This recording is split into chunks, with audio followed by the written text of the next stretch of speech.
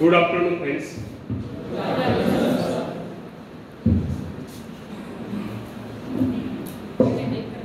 I am very much thankful to our Honorable Principal, Dr. Nandukar sir, our Honorable HOD, Dr. Norade sir, Rupali ma'am and her colleagues, that they have given me an opportunity to deliver my motivational speech to this youth. Today, I am speaking on Atmanirbharta, means self-reliance. Do you know what is the meaning of Atmanirbharta? बता सकते हैं आप? Yes, बराबर है, कौन बोला? बराबर है, जोर से बोलो। सेल्फ डिपेंडेंस मानना, इस पे उस पे डिपेंड न रहकर स्वयं अपने स्वयं पर निर्भर होना, इसे ही कहते हैं आत्मनिर्भरता। लॉकडाउन पीरियड में अपने प्राइम मिनिस्टर ने आत्मनिर्भर भारत इस विषय पर स्पीच दिया था। उन्होंने जो स्पीच दिया था उसका मतलब यह था कि भारत को आत्मनिर्भर बनना चाहिए। और भारत आत्मनिर्भर कब बनेगा? जब भारत का हर नागरिक आत्मनिर्भर बनेगा, तब ही भारत आत्मनिर्भर बन सकता है और तब भी भारत को विश्व राष्ट्र बनने की अपॉर्चुनिटी मिल सकती है। तो फ्रेंड्स, आत्मनिर्भर बनने की क्षमता वास्तव में हर व्यक्ति में होती है, परंतु बहुत ही कम लोग ऐसे होते हैं जिन्हें अपने ऊपर विश्वास हो। दूसरों का सहारा ढूंढना तो उनकी आदत से बन जाती है। यह बात हमें कभी नहीं भूलनी चाहिए कि दूसरों के सहारे चलना तो बड़ा आसान है, किंतु इससे हमारी नई सही शक्ति क्षीण हो जाती है। मस्तिष्क और योग्यता, इनका जितना उपयोग किया जाएगा ये उतने बढ़ेंगे, इनका उतना ही विकास होगा। एक विडंबना है कि अपने आप कुछ करने के बाद तो जैसे ही लोगों के मन में आती है, कुछ लोग अपने आप एक ही काम करते रहते हैं, और वह है अपने बदनसीबियों का रोना रोना या दूसरों के आस रहकर उनके गुणगान करना। ऐसे लोग जिन्हें सदा दूसरों के बल पर विश्वास होता है, वे केवल पिछलकों की संख्या पाकर निंदा के पात्र बने रहते हैं। ऐसे लोग अपनी आंतरिक शक्तियों का भी लाभ नहीं उठा पाते। फ्रेंड्स, यह न समझना आप यदि जन्मजात नेता नहीं है तो ऐसे ही रहोगे। जन्मजात कौन क्या होता है? कोई मान नहीं होता, कोई वैज्ञानिक नहीं होता, बल्कि एक अबोध बालक जन्म के बाद अपने में ऐसी शक्ति पैदा करता है जिसके सहारे वो अपने व्यक्तित्व की एक अलग पहचान बना लेता है। इतिहास में ऐसे बहुत से लोग हुए जिनमें नेतृत्व करने की योग्यता नहीं थी, फिर भी वे अपने प्रयत्नों से और अपने परिश्रम से अपने योग्यताओं का विकास करके महान नेता बने। नेता वही होता है जो किसी पर निर्भर न हो, जिसमें नेतृत्व करने की क्षमता हो, जो दूसरों के विचारों का सहारा लेना आवश्यक न समझता, उसमें स्वयं सोचने और अपने कार्यक्रमों को स्वयं निर्धारित या कार्यान्वित करने की क्षमता होती है। लोगों की संख्या बढ़ाकर भीड़ के बीच में चलना तो कोई बड़ी बात नहीं। बड़ी बात तो यह है कि लोगों के दिलों में अपना स्थान बना जाए, चाहे लोगों की संख्या कितनी कम क्यों न हो। ऐसे लोग वही होते हैं जो आत्म विकास करके शक्तिशाली हो चुके हैं। ऐसे लोग अपने भाग्य को बदल देते हैं, अपने साथ साथ दूसरों का भी भाग्य बदल देते हैं। फ्रेंड्स, आज के युग की विडंबना यह है कि हर कोई किसी न किसी का सहारा ढूंढते नजर आता है। किसी को अपने धन का सहारा लेना पड़ता है तो किसी को अपने मित्र का, कुछ तो अपने वंश पर ही खुले नहीं समझते। ऐसे तो बहुत ही कम लोग होते जिन्हें अपने ऊपर पूरा विश्वास हो। दूसरों की शक्ति पर जीने वालों का एक मनोविज्ञान यह भी होता है कि ऐसे लोग सदैव किसी न किसी को दोषी ठहराकर अपना पक्ष बचाने के अवसर ढूंढा करते हैं। वास्तविकता यह है, इस प्रकार की आदत कायर प्रकृति की परिचायक है। आत्मनिर्भर बनिए, या आत्मनिर्भर बनने की आदत डालिए। आदत का आरंभ उस समय होता है जब एक बच्चे को उसका पिता कोई विशेष कार्य करने को कहता है तो वो संतुष्ट नहीं होता, लेकिन जब वो अपने ढंग से उसी कार्य को करता है और उसे पूरा करने के लिए संघर्ष कर विजय प्राप्त करता है तो उसके चेहरे पर खुशियों की लहरें तिरकते नजर आती है। इस प्रकार की विजय की भावना उस बालक को शक्तिशाली बनने का एहसास दिलाती है। फ्रेंड्स, स्कूल की शिक्षा या कॉलेज की शिक्षा केवल व्यक्ति की व्यवहार कुशलता और योग्यताओं की वृद्धि नहीं करती। यह तो व्यक्ति के हाथ में औजार थमा देती है। इस औजार का सही इस्तेमाल करना आदमी को स्वयं ही सीखना पड़ता है। हेनरी वार्ड बीचर अपने समय के एक महान विचार अपने बारे में कथा सुनाया करता था। जब मैं बच्चा था तब मुझे किसी तरह से आत्मविश्वास की शिक्षा दी गई। मुझे ब्लैक बोर्ड के पास भेजा जाता, मुझ पर शंका और संदेह होना करो। मेरे टीचर मुझे बार बार ये कहते कि इस पाठ को अवश्य पढ़ लेना। उनके स्वर में काफी क्रोध हुआ करता था। उनका यही कहना था कि हमें केवल प्रश्नों के उत्तर चाहिए। यद्यपि उन शिक्षकों का यह व्यवहार कठोर ही प्रतीत होता था, किंतु इतने सारे बच्चों को सीधी राह पर लाने के लिए उनका यह व्यवहार उचित ही था। और इस व्यवहार का ही नतीजा था कि 1 मास से भी कम समय में विदिन ए मंथ मैं उन सभी सवालों के जवाब निकलने लगा जो मुझे सबसे कठिन लगते थे। एक दिन मुझे ब्लैक बोर्ड पर एक सवाल हल करने को कहा गया।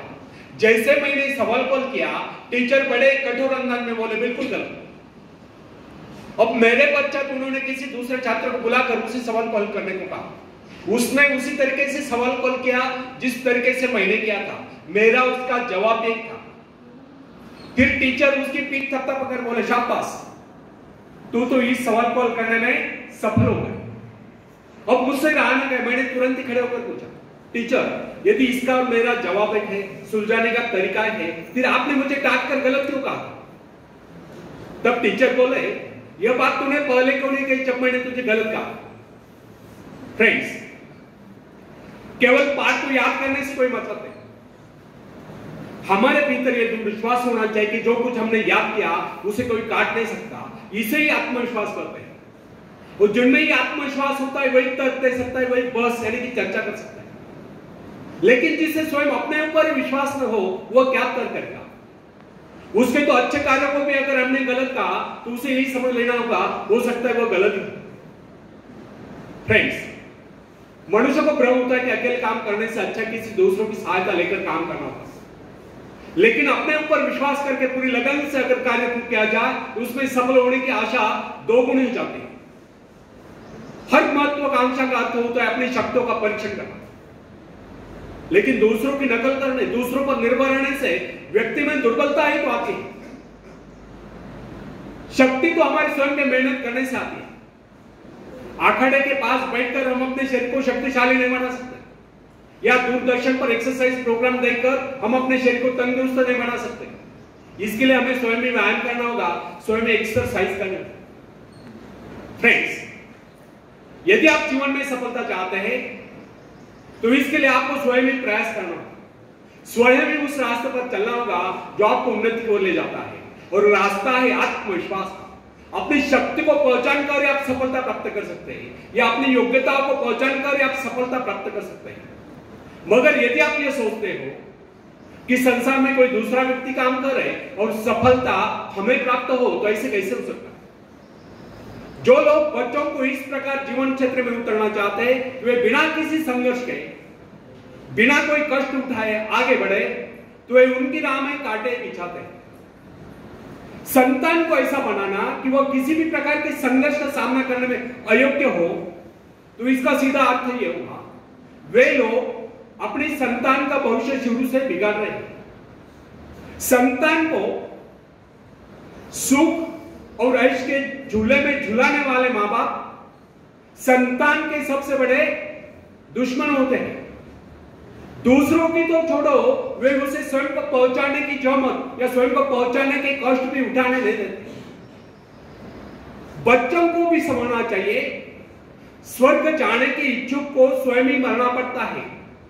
स्वर्ग वही जाएगा जो मरेगा, दूसरा कोई नहीं जा सकता। इसी प्रकार जीवन का सच्चा आनंद वही पाएगा जो अपनी आत्मा की शक्ति को पहचानेगा।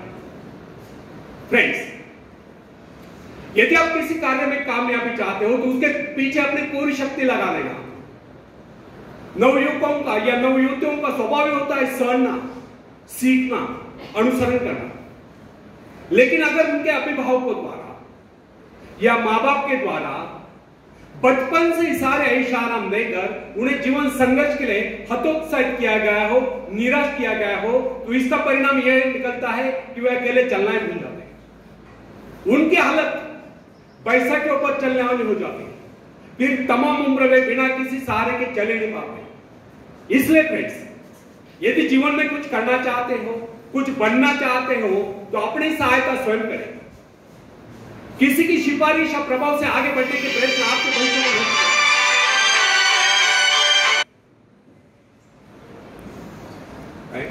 नहीं, साइलेंट बोल रहे हो। विश्वास जगाइए। आनंद तो उसी उन्नति में आता है जो स्वयं के द्वारा प्राप्त हो। दूसरों के भरोसे, उनकी सहायता से आगे बढ़कर अपने को अपंग बनाने का क्या उपाय सकता है? इससे तो मनुष्य की अपनी सारी शक्तियां दम तोड़ देती है, अपनी बुद्धि कुंद हो जाती है। जो दूसरों की सहायता का मोहताज बना रहता है, जो अपना हाथ तक नहीं ला सकता, वो क्या कर सकता है? वो जीवन भर दूसरों का मोहताज बना रहेगा। ना उनमें आत्मविश्वास आता है, ना वे स्वयं के भरोसे आगे बढ़ पाते हैं। उनका तो भविष्य ही अंधकार में होता है।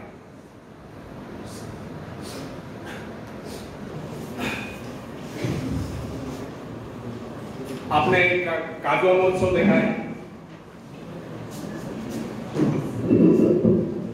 देखा है काजवा महोत्सव? काजवा ने हिंदी क्या मतलब? जुगनू। जुगनू।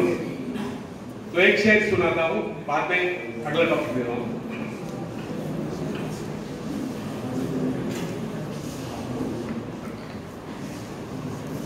बिना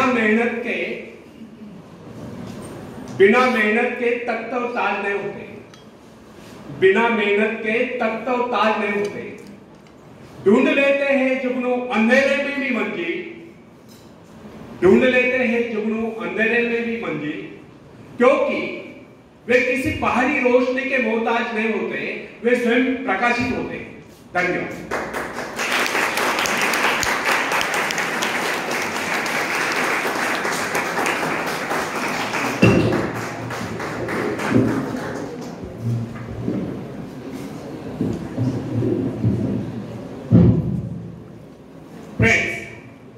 एक व्यक्ति है जिसके शरीर में स्वच्छ रक्त संचार हो रहा है, जिसके चौड़े कंधे हैं, सुंदर मजबूत दो हाथ है, जिसका वजन भी अच्छा है, जो सभी अंगों से युक्त तथा शरीर से चुस्त मस्त है।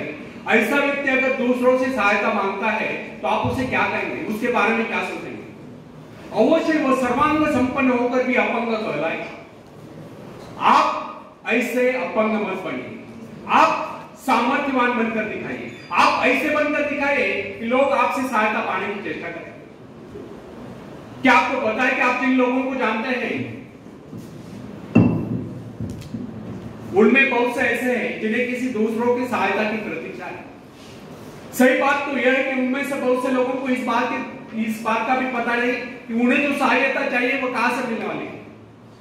फिर भी वे इंतजार करते और सोचते रहते कि बस अब उनका काम बनने वाला है, उन्नति के द्वार खुलने वाले हैं, कोई उनकी मदद के लिए आएगा, उनके सारे कष्ट दूर हो जाएंगे।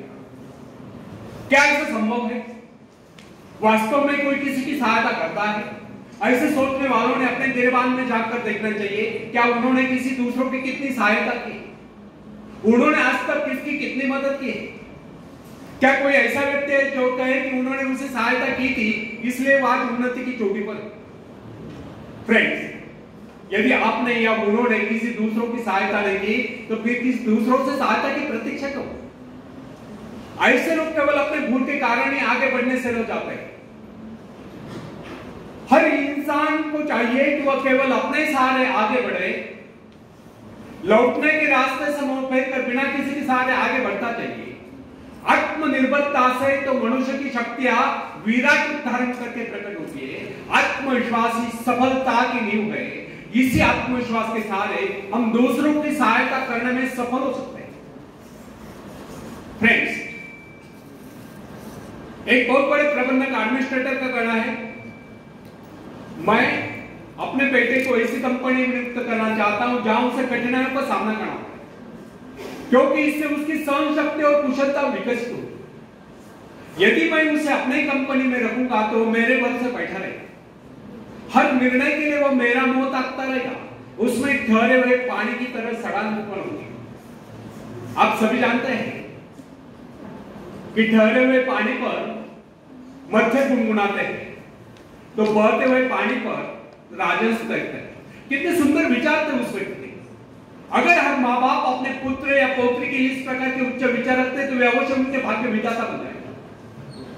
जो माँ बाप अपने बेटों या बेटियों को अधिक लाड प्यार से बिगाड़ देते कि बच्चा जब चाहे स्कूल जाए, जब चाहे छुट्टी कर ले, जब चाहे कॉलेज जाए, जब चाहे छुट्टी कर ले, जब चाहे काम पर जाए, जब चाहे छुट्टी कर ले, तो ऐसे बच्चे भविष्य में कुछ नहीं कर पाते, उनका तो भविष्य नष्ट होता है।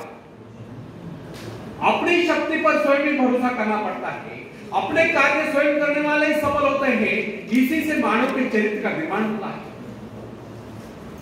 जिन बच्चों को यह पता हो जाता है कि वे अपने माँ बाप के सहारे जीवित रह सकते हैं, वे अपने बल पर कोई भी कार्य समर्थ होकर भी कर नहीं पाते, वे वैसी कोशिश भी नहीं करते, जबकि उन्हें समझना चाहिए कि माँ बाप तो सदा के लिए उनके आश्रयदाता नहीं बन पाए।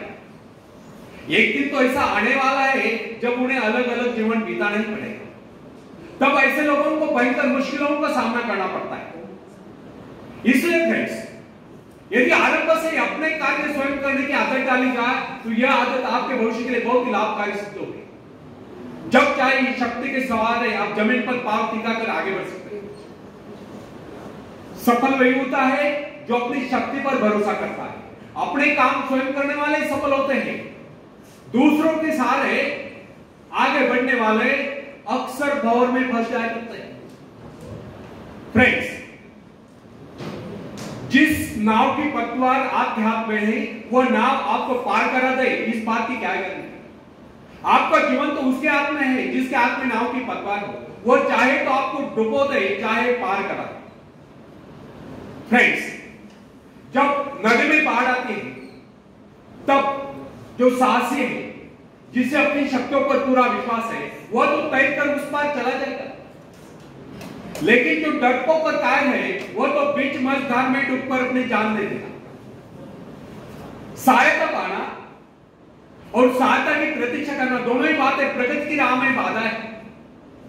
अतः हर युवक या युवती के लिए आवश्यक है कि वह शुरू से अपने काम स्वयं करने की आदत डाले। अपने माँ बाप आदि लोगों की शक्ति से विश्वास हटाकर केवल अपनी शक्ति के बल पर आगे बढ़ने की कोशिश करें।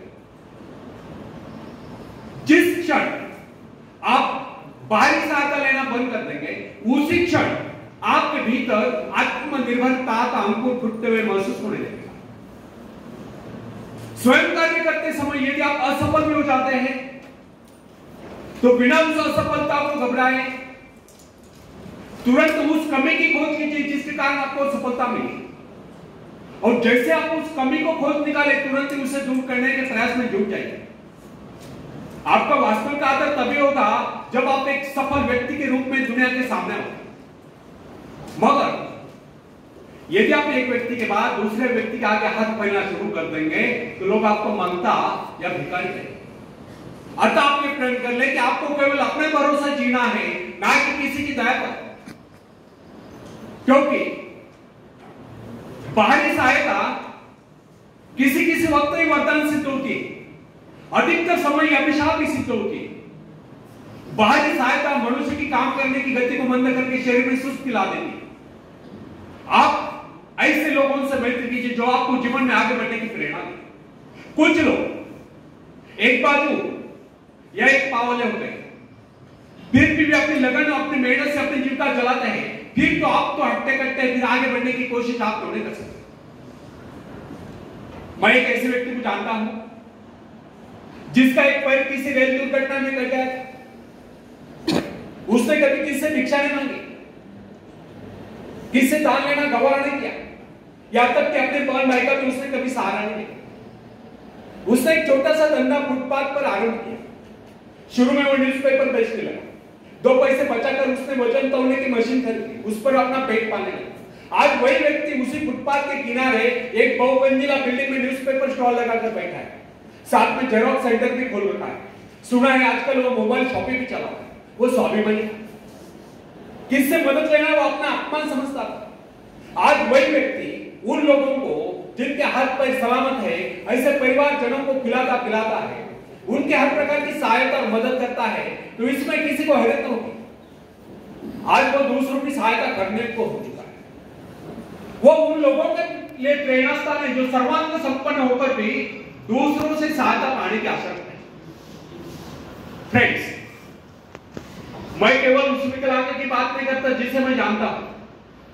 इस संसार में ऐसे बहुत से विकलांग लोग हैं जो अपनी हिम्मत से खुद भी खा रहे हैं और अपने परिवार को भी पाल रहे हैं।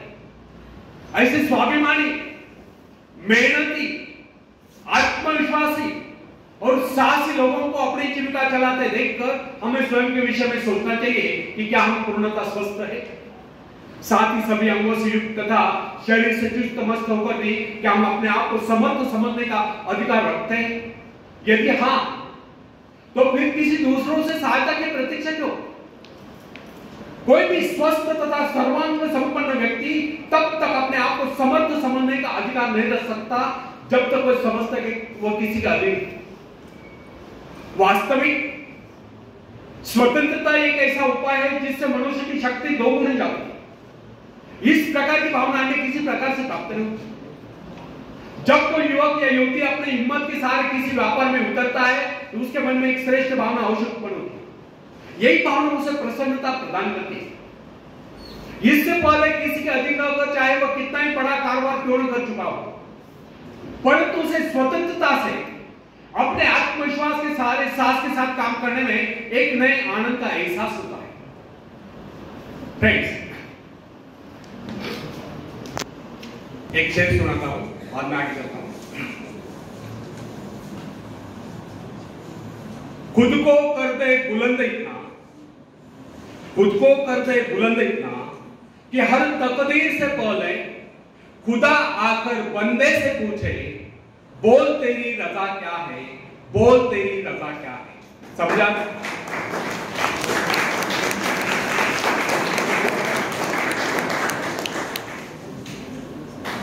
फ्रेंड्स, जब सागर शांत हो तो जहाज के चालक को अधिक होशियारी से जहाज चलाने की आवश्यकता नहीं पड़ती। लेकिन जैसे ही तूफान आता है और जहाज डूबने का खतरा पैदा होता है, तब यही चालक या कप्तान अधिक सावधानी बरतने लगता है। जब जहाज में सवार सभी लोग घबरा रहे होते हैं, तब यही कप्तान मुस्कुराता हुआ अपनी संपूर्ण योग्यता को काम में लाता हुआ जहाज को डूबने के संकट से बचाकर सही सलामत ले जाता है। वास्तविक ऐसी योग्यता की परीक्षा दुख और संकट के समय में होती है। जब कोई इंसान थोड़ी पूंजी लगाकर अपने व्यापार का विस्तार करता है तो उसे वर्षों तक कठोर परिश्रम करने पड़ते हैं। इस परिश्रम से वह कुछ कमाने को होता है। यह परिश्रम ही उसके विजय का प्रतीक होते हैं। अपने ग्राहकों को शब्द जाल में फंसाकर वो अपने व्यापार को बढ़ाता है और एक दिन सफल व्यापारी बन जाता है। बाद में छोटे मोटे कारोबारी संकट उसका कुछ नहीं बिगाड़ पाते। जो लोग इससे पहले उसे कम पूंजी वाला समझकर उसका मजाक उड़ाया करते थे, आज वही लोग उसकी सफलता की प्रशंसा करते नजर आते हैं। इसे कहते हैं अपने हाथों अपने भाग्य का निर्माण, आत्मशक्ति का चमत्कार। फ्रेंड्स, मेरी बॉडी लैंग्वेज पे ध्यान रखो सब। फ्रेंड्स, जिसके पास धन की शक्ति हो उसे शिक्षा प्राप्त करके या विद्या प्राप्त करके आत्मविकास करने का अवसर कहां है? वह तो धन की शक्ति पर निर्भर रहकर यही सोचता रहता, मैं चाहूं तो विद्वानों को खरीद सकता हूं। लेकिन फ्रेंड्स, जो विद्या प्राप्त करना सबसे जरूरी समझता है, वह रात भर अध्ययन करता रहता है, क्योंकि उसे पता है कि उसका कोई सहारा नहीं है। सहारा बढ़ेगा तो वह उसका अपना स्वयं का ज्ञान। जिस आदमी को पता हो जाता है कि उसे बाहरी सहायता मिलना बंद हो गया है, वो या तो अपने पांव पर खड़ा हो जाएगा, गिर जाएगा। वास्तविक उस समय उसे बहुत ही कठोर परिश्रम की आवश्यकता महसूस होती है और सफलता के कलंक से बचने के लिए उसे अपने व्यक्तित्व की रक्षा करनी चाहिए। ऐसे लोग अपने आत्मविश्वास की शक्ति के बल पर दिन रात कड़ी मेहनत करते हैं और सफल हो जाते हैं। फ्रेंड्स, जब मनुष्य पर संकट की घड़ी आ जाती है, जब वो किसी भी तरह से अपनी जीविका चलाने में असमर्थ हो जाता है, तब कोई विरला होता है जो सफलता प्राप्ति के लिए पूर्ण पसीना एक कर देता है ताकि उसे असफलता का मोह न देखना पड़े। संकट काल में ही तो मनुष्य की बुद्धि का पता चलता है। कई बार ऐसे अवसर पर ऐसी सफलता मिलती है जिसकी मनुष्य ने सपने में भी आशा नहीं की होती। वह स्वयं सोचने लगता है कि मुझे इतनी सफलता कैसे मिली। वास्तविक ऐसी शक्ति हर इंसान के भीतर छुपी होती है, परंतु वह उसे पहुंचा नहीं पाता है। जैसे वो संकटों से गिर जाता है, वैसी यह शक्ति बाहर निकलकर उसकी सहायता करने आ जाती है।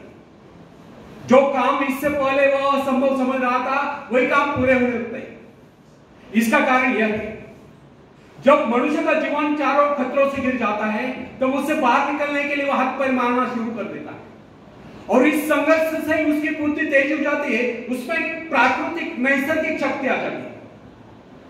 फ्रेंड्स, अपनी जरूरतों की पूर्ति के लिए संघर्ष करना हम सभी का कर्तव्य है। संघर्ष से तो हमें सफलता मिलती है। जिनमें संघर्ष करने की इच्छा ही न हो, वह तो असभ्य और जंगली कर रहा है। आवश्यकता तथा आवश्यक पदार्थों की दुर्लभता ही सदा से मानव जाति के विकास का कारण रही है। हर सभ्यता और संस्कृति का आधार श्रम और संघर्ष ही रहा। जो अपना लक्ष्य पाने में खो गया, वही कुछ दे सका।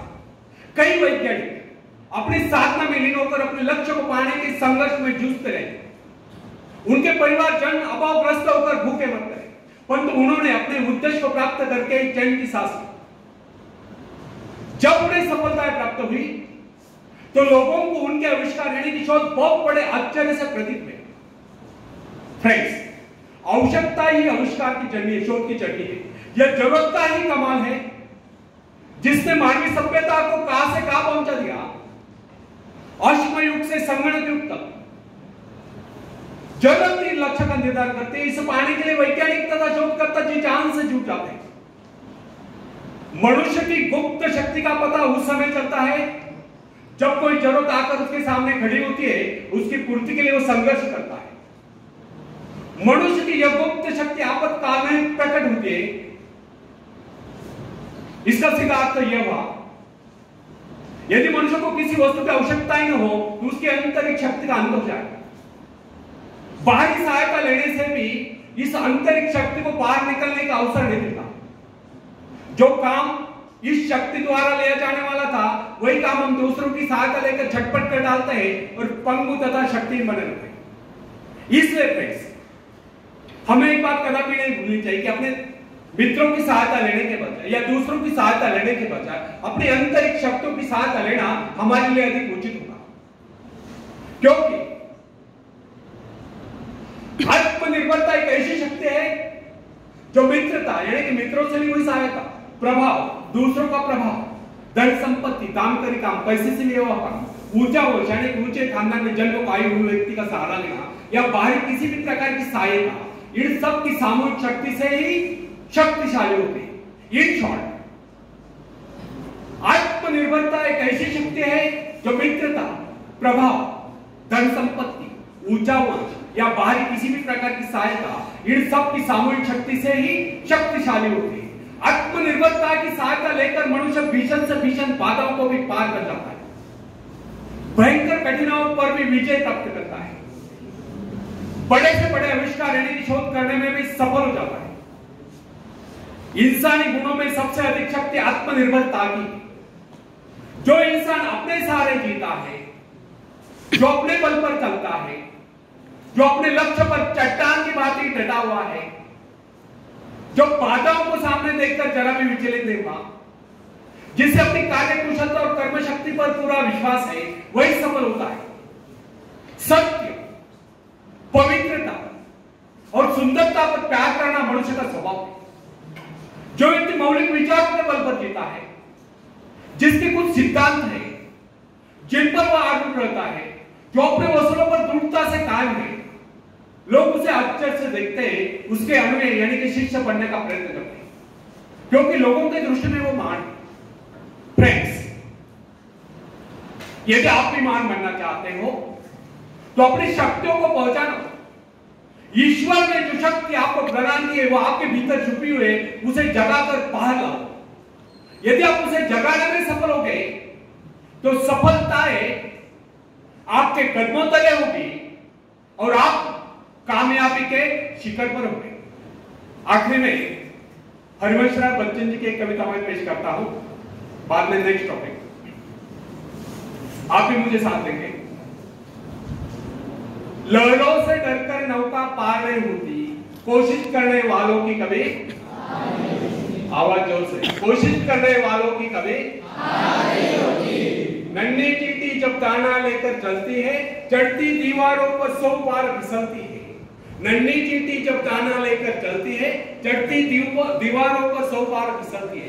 मन का विश्वास रगों में सांस भरता है, चढ़कर गिरना, गिरकर चढ़ना ना करता है। आखिर उसकी मेहनत बेकार नहीं होती, कोशिश करने वालों की कभी हार नहीं होती, कोशिश करने वालों की कभी हार नहीं होती। डुबकिया सिंधु में गोताखोर लगाता है, डुबकिया सिंधु में गोताखोर लगाता है, जा जाकर खाली हाथ लौट कर आता है। मिलते नहीं सहजी मोती गहरे पानी में, मिलते नहीं सहजी मोती गहरे पानी में, मुट्ठी उसकी खाली हर बार नहीं होती, कोशिश करने वालों की कभी हार नहीं होती, कोशिश करने वालों की कभी हार नहीं होती। और आखिरी पद आप सबके लिए बहुत इंपॉर्टेंट है। असफलता एक चुनौती है, असफलता एक चुनौती है, इसे स्वीकार करो। क्या कमी रह गई देखो और सुधार करो। जब तक न सफल हो, नींद चैन को त्यागो तुम, संघर्ष का मैदान छोड़कर मत भागो तुम। कुछ किए बगैर जय जयकार नहीं होती, कोशिश करने वालों की कभी, कोशिश करने वालों की कभी। धन्यवाद।